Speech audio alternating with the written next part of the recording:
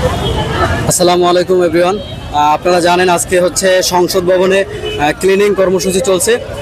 স্টুডেন্টরা হচ্ছে ক্লিনিং কর্মসূচিতে অংশগ্রহণ করেছে এবং এখানে হচ্ছে সারাদিন ক্লিনিং কর্মসূচি চলেছে এবং আমরা মাগরিবের নামাজ শেষ করলাম।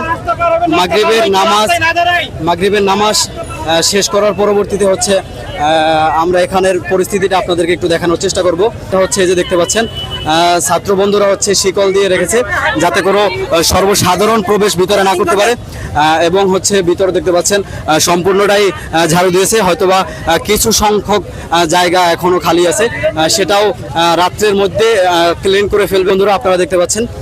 তবে এখানে আমরা হচ্ছে এই ক্লিনিং কর্মসূচিতে আমি সহ আমাদের মাদ্রাসার ছাত্র ভাইয়েরা এবং আমাদের মাদ্রাসার কিছু সংখ্যক সংগঠনের ছাত্র ভাইয়েরা সকলেই এখানে যুক্ত হয়েছে এই ক্লিনিং